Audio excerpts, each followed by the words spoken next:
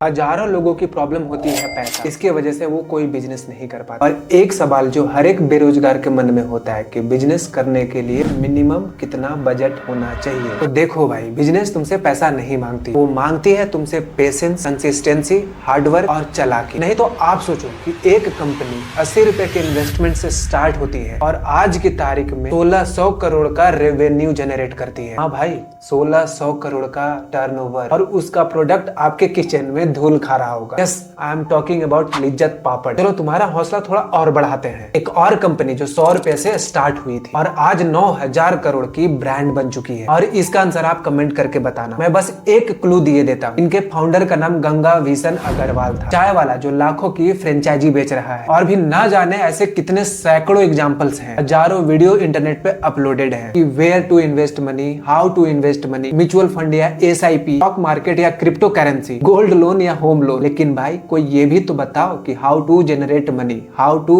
Earn money first. तो आज की वीडियो एक ऐसी बिजनेस मॉडल पे है जिसे स्टार्ट करने के लिए कोई ऑफिस, कोई इंफ्रास्ट्रक्चर, कोई हाई बजट की जरूरत नहीं है। 4 business plan under 1 lakh rupees. First और फोर्थ बहुत इंपॉर्टेंट है, क्योंकि ये सुनने के बाद आप भी कहने वाले हो कि भाई का सेट पहले क्यों नहीं शुरू कर लिया। पहला है tiffin service plus homemade snacks. ये सुनने में जितना इजी लगता है, ये करने में उससे 2 गुना ज्यादा आसान भी है, और प्रॉफिट 50% तक, मतलब लो इन्वेस्टमेंट हाई रिटर्न। और ये टिफिन सर्विस स्टार्ट करने के लिए मैक्सिमम 60 से 70 हजार का लागत लगता है। और इसमें सबसे बड़ा चैलेंज होता है कि कस्टमर बेस कैसे बनाए। और ये समझने के लिए भाई तुमको सबसे पहले अपने एरिया को अच्छे से एक्सप्लोर करना होगा और तुम्हें अपना टारगेट कस्टमर सिलेक्ट करना होगा। मान लो तुम्हारे एरिया में कोई बैंक है XYZ करके, तो तुम्हारा पैसा फंसने का चांसेस और भी कम हो जाता है, क्योंकि बैंक वाले customer is equal to consistent salary. इससे आपका पैसा पेंडिंग नहीं रहेगा। इजी शेड्यूल, खाना बनाने में कोई किचकिच नहीं, और उन्हें घर जैसा खाना चाहिए, क्योंकि ज्यादातर बैंक के एम्प्लॉयज अपने घर से बाहर होते हैं। और इसके साथ ही office workers, insurance agent, LIC agent, CA office staff को भी टारगेट कर सकते हो। अगर आप मिनिमम महीने में 25 कस्टमर भी मैनेज करते हो तो 2000 पर डे का आपका कहीं नहीं जा रहा, वो भी प्रॉफिट। और दूसरा है courier franchise. Amazon, Flipkart, meso, shadow box, तुम इनके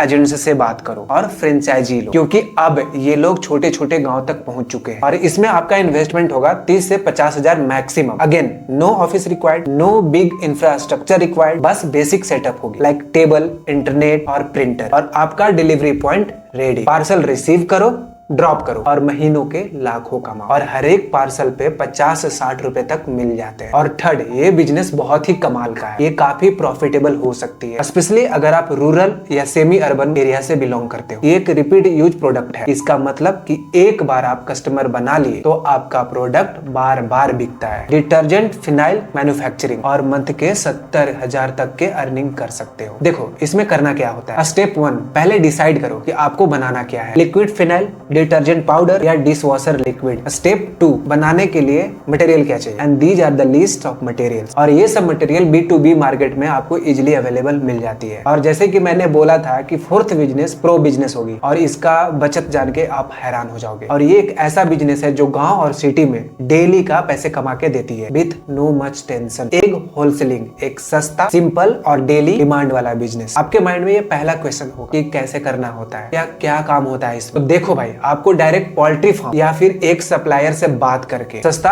अंडा उठाते हो, मतलब कि 3 से 4 रुपए पर एग मैक्सिमम। और फिर लोकल ग्रोसरी स्टोर, दुकानदार, टी स्टॉल, होटल, ठेले वाला, PG और किराना स्टोर तक अपना सामान पहुंचाते हो। मान लो कि आपके एरिया में मिनिमम 200 किराना जनरल स्टोर हो, 100 ठेला होगा, 100 टी स्टॉल, 50 होटल, 20 PG और 10 हॉस्पिटल कैंटीन। ये तो बस भाई एक मिनिमम डेटा है। तो देखो, अगर तुम मिनिमम 200 जनरल स्टोर में से 50 तक भी पहुंच पाते हो और उनसे अपना प्रोडक्ट सेल करते हो, तो एक अंडा 6 से 7 रुपए में सेल होगा, मतलब पर एग 3 रुपया प्रॉफिट। और एक ट्रे में 30 अंडे होते हैं, इस हिसाब से पर ट्रे 90 रुपीज का प्रॉफिट। और अगर आप 50 जनरल स्टोर में मिनिमम 2 ट्रे भी सप्लाई करते हो डेली का, तो 9000 पर डे का प्रॉफिट होता है। सेम ऐसे ही मिनिमम 10 ठेला वाला टारगेट, तो 10 ट्रे पर डे का, इस हिसाब से 900 का अगेन प्रॉफिट। 10 स्टॉल, अगेन 900 का profit. 10 PG, again 900 profit. 10 hospital canteen, फिर से वही 900 का प्रॉफिट। यानी कि टोटल होता है 4500 plus 9000 is equal to 13500 per day का इनकम। और मंथली इनकम आप खुद से सोच के देख लो कि ये कितना बड़ा अमाउंट होता है। अब आप डिसाइड करो कि आपके लिए क्या सूटेबल है। और ऐसे ही वीडियोस के लिए लाइक, कमेंट, सब्सक्राइब और शेयर करो ताकि नोटिफिकेशन आप तक पहले पहुंचती रहे।